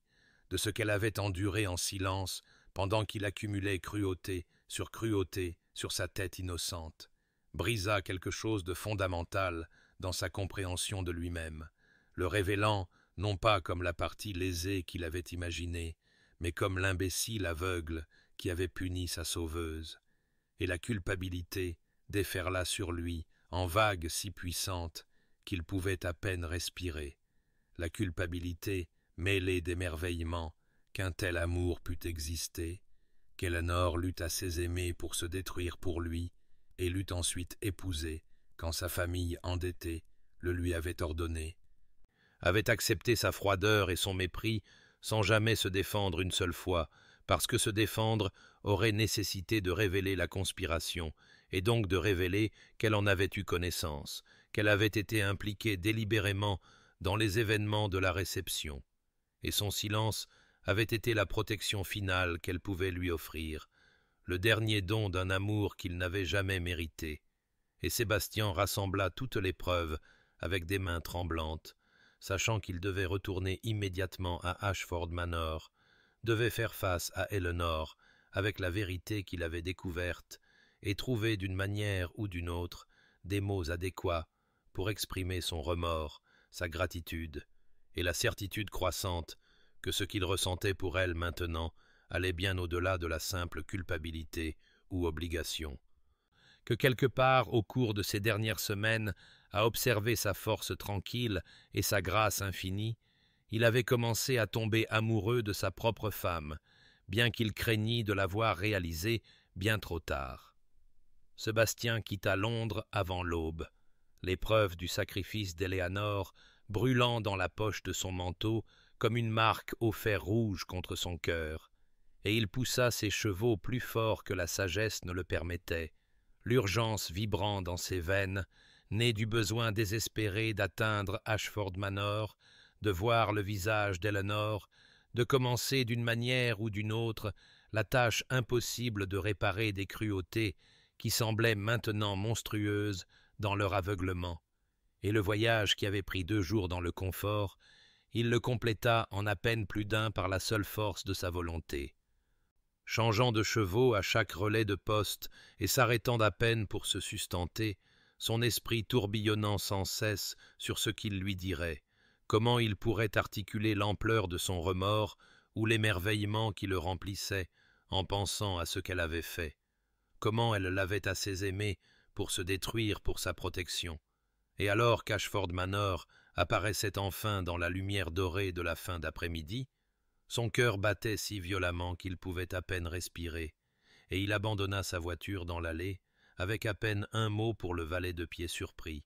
traversant la maison avec une détermination sans faille, sachant d'une manière ou d'une autre avec certitude où il la trouverait. Et en effet, Éléanor était dans le jardin comme elle l'était si souvent en ces jours d'automne, à genoux parmi les chrysanthèmes qu'elle avait plantés à la fin de l'été, ses mains sombres de terre et son visage paisible dans sa concentration, totalement inconsciente de la tempête qui était sur le point de s'abattre sur leurs 2 vies. Et Sébastien s'arrêta à la grille du jardin, l'observant simplement un instant. Cette femme qu'il avait traitée avec un tel mépris, cette âme courageuse qui avait enduré sa froideur sans jamais révéler la vérité qui l'aurait innocenté, et quelque chose dans son immobilité dut l'alerter, car elle leva soudain les yeux. Ses yeux s'écarquillèrent à sa vue, et il vit la confusion vaciller sur ses traits à son retour inattendu, à l'expression que son visage devait porter, car il sentait l'émotion fendre son calme habituel comme la glace se brisant au dégel printanier. Et Éléanor se leva lentement, époussetant la terre de sa robe avec des mains qui tremblaient légèrement, sentant peut-être que quelque chose de fondamental avait changé, que l'homme qui se tenait devant elle n'était pas le mari froid qui l'avait quitté quelques jours plus tôt, mais quelqu'un d'altéré de manière essentielle. Et Sébastien essaya de parler, ouvrit la bouche pour former les mots qu'il avait répétés pendant le voyage frénétique, mais ce qui sortit ne fut que son nom, Éléanor, prononcé avec un sentiment si brut qu'elle fit un pas en arrière involontaire, sa main montant à sa gorge dans un geste de protection inconsciente, et il s'avança alors, comblant la distance entre eux avec des pas qui semblaient à la fois trop lents et trop précipités. Et il pouvait la voir scruter son visage, essayant de comprendre ce qui avait changé, ce qui avait apporté cette intensité à sa posture, et il lutta pour trouver des mots adéquats à l'instant, à cette femme qui se tenait devant lui avec de la terre de jardin sur les mains et des questions dans les yeux, cette femme qui l'avait sauvé et avait souffert pour cela, et n'avait jamais demandé de gratitude ou de reconnaissance, et ce qui sortit finalement de ses lèvres fut inadéquat, tremblant, mais vrai. « Je sais, dit-il, sa voix se brisant sur les mots simples, « je sais ce que tu as fait, je sais tout, Éléanore, je connais la vérité. » Et il regarda son visage se transformer, vit la compréhension poindre suivie immédiatement par la peur, par quelque chose qui ressemblait presque à du chagrin, et son calme se brisa finalement complètement, alors que des larmes commençaient à couler sur ses joues. Et Sébastien sentit ses propres yeux brûler alors qu'il l'atteignait enfin, ses mains trouvant ses épaules, et il comprit à ce moment cristallin que ce qu'il ressentait n'était pas simplement de la culpabilité ou de la gratitude, mais de l'amour, profond et écrasant, pour cette femme extraordinaire qu'il avait aimée quand il en était indigne, et n'avait jamais cessé de l'aimer, même quand il ne lui avait donné que de la cruauté en retour. Les mains de Sébastien tremblaient sur les épaules d'Éléonore, alors que les mots se déversaient de lui en un torrent qu'il ne pouvait contrôler, lui racontant tout ce qu'il avait découvert, les preuves de la conspiration de Hartwell avec Catherine, les paiements aux faux témoins, les mécanismes juridiques conçus pour le piéger, et le plus dévastateur de tous, la lettre qu'elle avait écrite mais jamais envoyée, où elle avait confessé son amour et ses raisons de choisir la disgrâce, et à chaque révélation, les larmes d'Éléanore coulaient plus fort, son corps secoué par la force d'émotions trop longtemps réprimées, et Sébastien se surprit à pleurer aussi, chose qu'il n'avait pas faite depuis l'enfance, les traces salées sur ses joues témoignant de l'énormité de son remords et de son émerveillement. Et quand le flot initial de confession se ralentit enfin, il la serra plus fort, sa voix se brisant alors qu'il disait « Pardonne-moi, Éléanore, que Dieu m'aide. Pardonne-moi pour la cruauté que je t'ai montrée, pour chaque mot froid et chaque regard cinglant, pour t'avoir puni, alors que tu m'avais sauvé, alors que tu avais tout sacrifié pour ma protection. » Et Éléanore secoua la tête contre sa poitrine, ses mots étouffés mais assez clairs. « Il n'y a rien à pardonner, tu ne savais pas. Comment aurais-tu pu savoir alors que je ne pouvais pas te le dire ?» Mais Sébastien n'accepta pas cette absolution si facilement, se reculant pour la regarder dans son visage baigné de larmes avec une intensité féroce. « J'aurais dû le voir, j'aurais dû reconnaître ta bonté, ta douceur, j'aurais dû me demander pourquoi tu ne te défendais jamais, pourquoi tu acceptais mon mépris avec une si tranquille dignité. » Et le calme d'Éléanore, déjà fracturé, se brisa complètement, alors qu'elle commença à parler à travers ses sanglots, la vérité se déversant d'elle après 3 ans de silence. « Je t'aimais même alors, Sébastien. Je t'aimais dès la première saison quand tu as dansé avec moi une fois par courtoisie pour ma mère, et tu étais si gentil même dans ta formalité, et j'ai chéri cette unique danse comme une jeune fille sotte chérie une fleur pressée dans un livre, et quand j'ai trouvé ces lettres dans le bureau de Richard, et que j'ai compris ce que lui et Catherine prévoyaient, je ne pouvais pas le supporter, ne pouvais pas rester là à te regarder être détruit par leur cupidité, alors que tu n'avais rien fait pour mériter une telle traîtrise. » Et sa voix se cassa sur les mots, mais elle continua, ayant besoin de dire ce qui était enfermé dans son cœur depuis si longtemps. « Je savais ce que me coûterait le fait de prendre le blâme. Je savais que ma réputation serait brisée au-delà de toute réparation, mais je pensais qu'au moins tu serais en sécurité, qu'au moins tu resterais entier et libre, et cela semblait un échange équitable pour le peu de bonheur que j'aurais pu réclamer pour moi-même. » Et Sébastien sentit son cœur se briser et se reformer simultanément en écoutant sa confession, comprenant maintenant toute l'étendue de son sacrifice et les profondeurs de son amour. Et il lui prit le visage en coupe dans ses mains avec une tendresse qui lui aurait semblé impossible quelques semaines auparavant. « Tu m'as aimé quand j'étais indigne d'une telle dévotion, quand je ne t'avais donné aucune raison pour un tel sentiment, et tu m'as protégé à tes dépens, et puis quand le destin nous a liés, j'ai remboursé ton sacrifice avec rien d'autre que de la froideur et de la cruauté. » Et sa voix tomba à un murmure, épaisse d'émotion. « Eleanor, tu es la personne la plus courageuse, la plus altruiste que j'ai jamais connue, et j'ai été si aveugle, si sot, et je ne mérite pas ton pardon, mais je le supplie néanmoins. Je supplie pour avoir la chance de passer le reste de ma vie à essayer de devenir digne du don que tu m'as fait, digne de toi. » Et les larmes d'Éléanore coulaient librement maintenant, mais quelque chose comme l'espoir naissait dans ses yeux, alors qu'elle scrutait son visage, et Sébastien la serra complètement dans ses bras, la tenant comme si elle était quelque chose de précieux et de fragile, qu'il avait failli perdre par sa propre stupidité. Et ils restèrent ensemble dans le jardin, alors que la lumière de l'après-midi devenait dorée autour d'eux, tous deux pleurant, tous deux enfin honnêtes, le terrible fardeau des secrets et des malentendus enfin levé. Et Sébastien sentit quelque chose de fondamental changer dans sa poitrine, sentit les murs qu'il avait construits autour de son cœur après la trahison de Catherine s'effondrer en poussière, et à leur place grandit quelque chose de nouveau, de terrifiant et de merveilleux.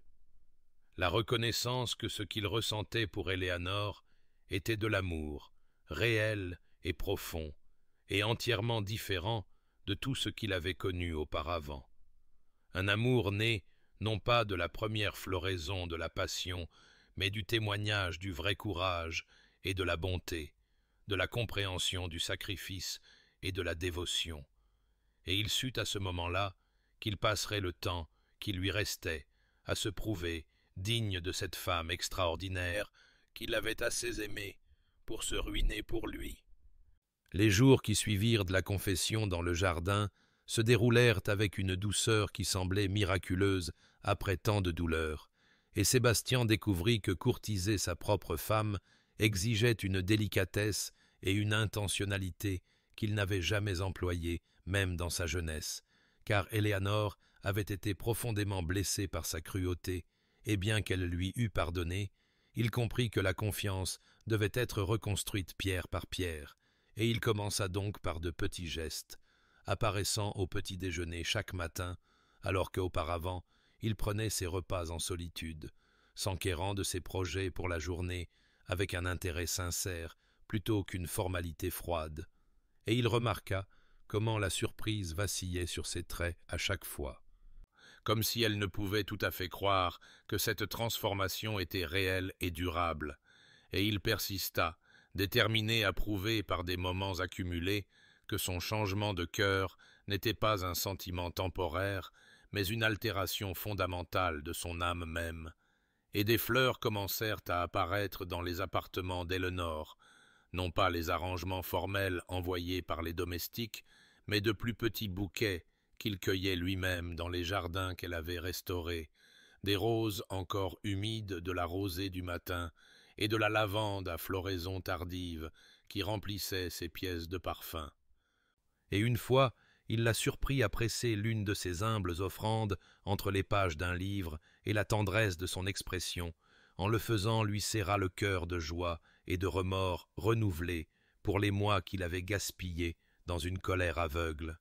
et leurs conversations s'approfondirent et s'allongèrent, s'étirant du dîner jusqu'aux heures tardives de la soirée, alors qu'ils étaient assis devant le feu de la bibliothèque, parlant de tout et de rien, de souvenirs d'enfance et d'espoirs futurs, de livres et de philosophie, et des petites observations qui s'accumulent pour former la compréhension. Et Sébastien se surprit à partager des choses qu'il n'avait dites à personne, la solitude de sa jeunesse après la mort de sa mère, la pression des responsabilités ducales assumées trop jeune, la façon dont la trahison de Catherine avait brisé quelque chose de fondamental dans sa capacité à faire confiance, et Éléanore écoutait avec une attention si complète, une telle absence de jugement, qu'il sentit des parties de lui-même qui avaient été gelées commencer à dégeler, et elle, à son tour, se révéla lentement, parlant de l'isolement d'être la sœur de Richard, de son amour pour leur domaine même en reconnaissant les cruautés de son frère, des livres qui avaient été ses compagnons pendant des années solitaires, et de la façon dont elle avait appris à trouver la paix dans les jardins et la solitude quand la connexion humaine semblait à jamais hors de sa portée, et alors que l'automne s'approfondissait vers les premiers murmures de l'hiver, ils se promenaient ensemble quotidiennement sur les terres, Eleanor lui montrant les plans qu'elle avait faits pour les plantations de printemps, Sébastien écoutant et offrant des suggestions et s'émerveillant de la naturalité de se tenir près d'elle, leurs épaules se touchant presque alors qu'ils examinaient des rosiers nus,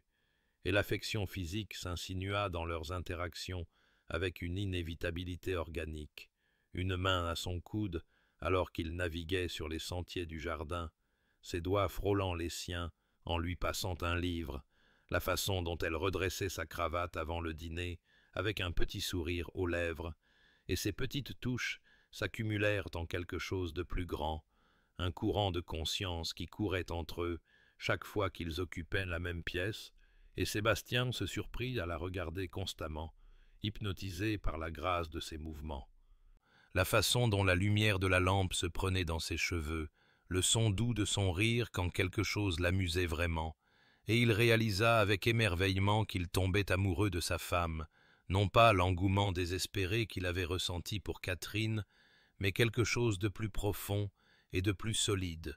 construit sur la connaissance, le respect et la profonde gratitude qu'il ressentait pour sa bonté.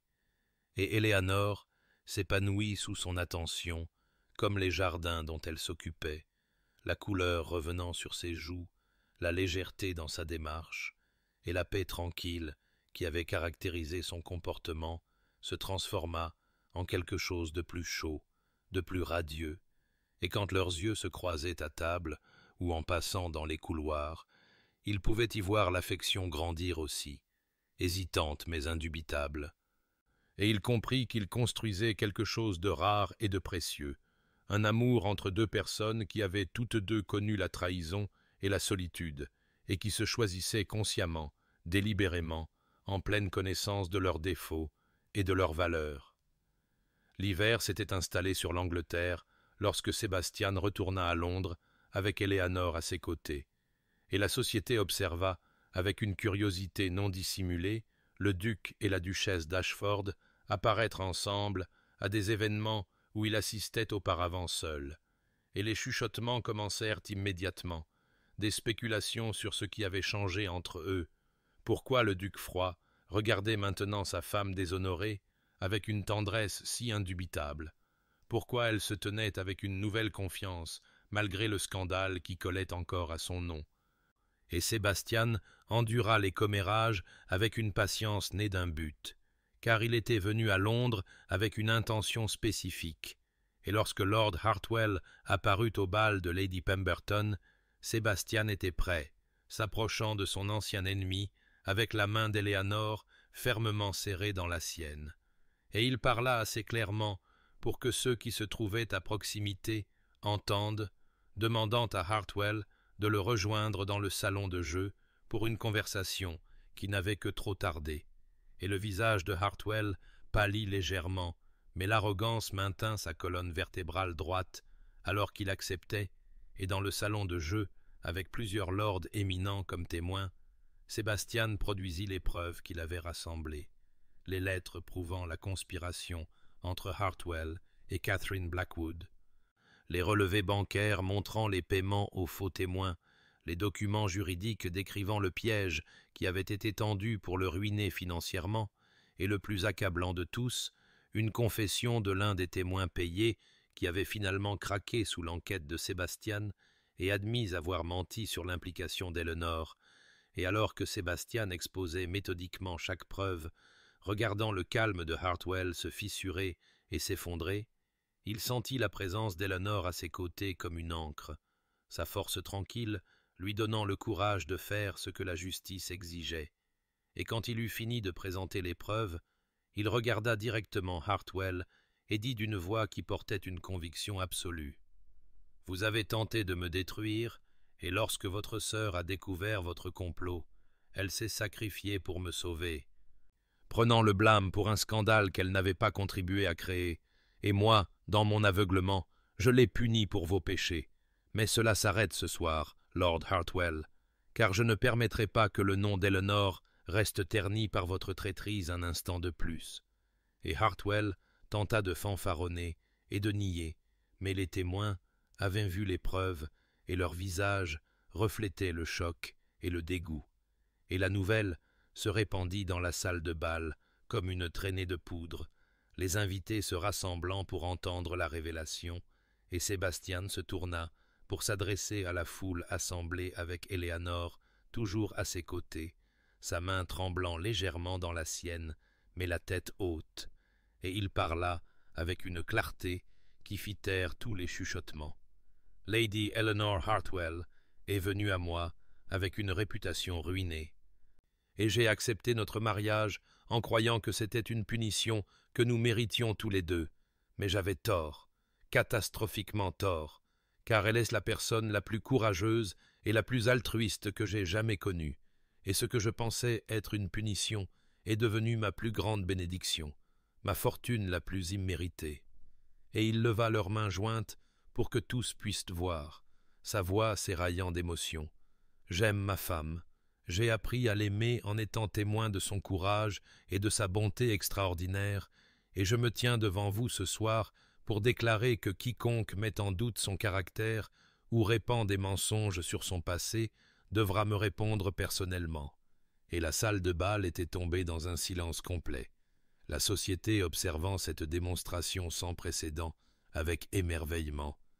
Et Éléanore leva les yeux vers lui, des larmes brillant dans ses yeux, mais aussi quelque chose comme de la joie. Et à ce moment-là, Sébastien ne se souciait pas de ce que la société pensait ou chuchotait, se souciait seulement qu'Éléanore sache publiquement et irrévocablement qu'il la revendiquait non par devoir ou obligation, mais par amour profond, vrai et entièrement volontaire.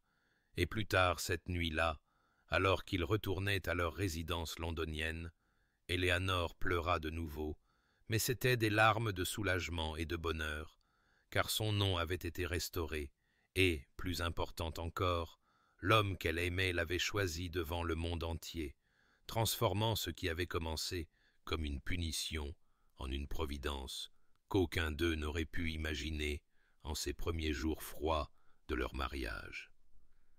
5 ans s'étaient écoulés depuis cette nuit d'hiver où Sébastien avait revendiqué Éléanore devant toute la société, 5 ans qui avaient transformé Ashford Manor de la demeure froide et austère qu'elle avait été en quelque chose de vivant et de lumineux, et en cet après-midi de printemps particulier, les jardins fleurissaient avec plus que les jardins soigneusement entretenus d'Éléanore, car des rires d'enfants résonnaient dans des couloirs qui n'avaient autrefois connu que le silence, et Sébastien se tenait à la fenêtre du salon, regardant sa femme dans le jardin en contrebas, ses cheveux touchés de fils d'argent maintenant, mais son visage plus beau pour lui qu'il ne l'avait été même pendant leur fréquentation, car il portait les marques de leurs années partagées,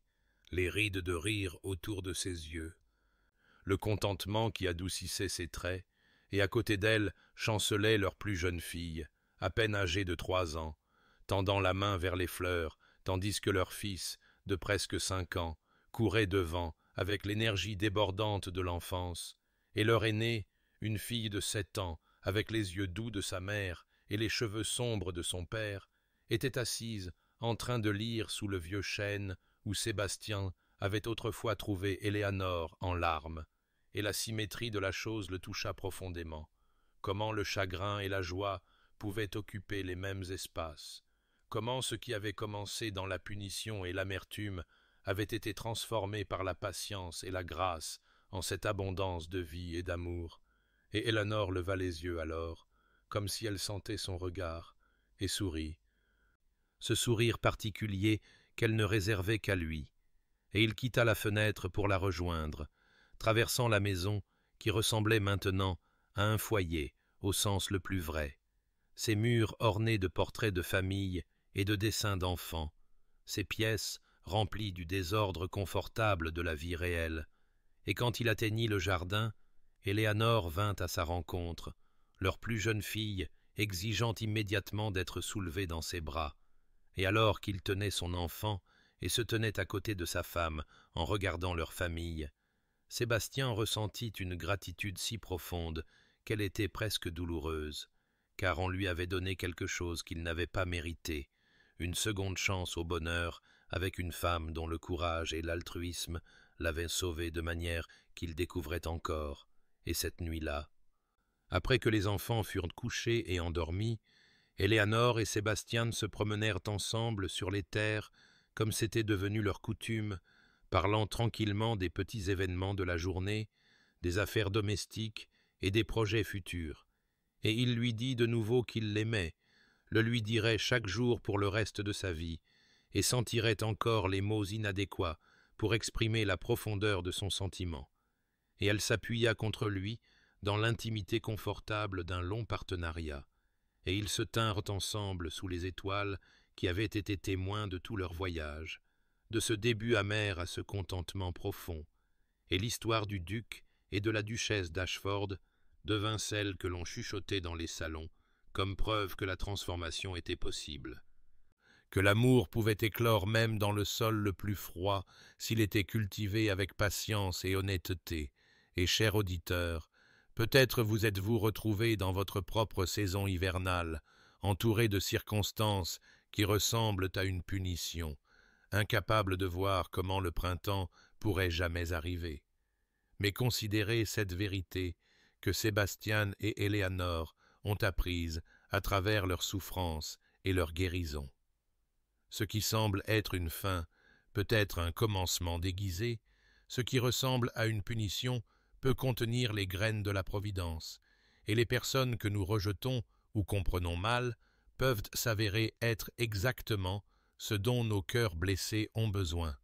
car l'amour, le véritable amour, n'est pas l'engouement passionné de la jeunesse, mais le choix conscient de voir la valeur de l'autre, de pardonner ses défauts et d'honorer son courage, de construire quelque chose de solide et de durable à partir des morceaux brisés de la douleur passée. Et si vous vous surprenez à douter de mériter une telle grâce, si vos propres erreurs ont placé le bonheur à jamais hors de votre portée, souvenez-vous de la force tranquille d'Éléanore, de sa volonté de pardonner l'impardonnable, de sa foi que la bonté pouvait émerger de la souffrance, et souvenez-vous aussi de la transformation de Sébastien, comment même le cœur le plus froid peut dégeler au contact d'un amour sincère, comment l'orgueil peut céder la place à l'humilité, comment l'aveuglement peut être guéri par une observation patiente, et ainsi, alors que vous vous préparez à dormir, où que vous soyez, quels que soient les fardeaux que vous portez, puissiez-vous reposer en sachant que la rédemption est toujours possible, que l'amour peut vous trouver même dans votre hiver le plus sombre, que ce qui semble être une fin peut être le début de quelque chose de plus beau que vous n'osiez l'imaginer, que vos rêves soient paisibles et votre lendemain rempli de petites grâces. Et si cette histoire a touché votre cœur, si le voyage de Sébastien et Éléanore vous a rappelé le pouvoir transformateur de l'amour, abonnez-vous à notre chaîne et partagez ce conte avec d'autres qui pourraient avoir besoin qu'on leur rappelle que le printemps suit toujours l'hiver, que la punition peut devenir providence, et que les plus grandes histoires d'amour naissent souvent des cendres de notre plus profonde douleur. Dormez bien, cher auditeur, et puissiez-vous vous réveiller dans des jardins en fleurs.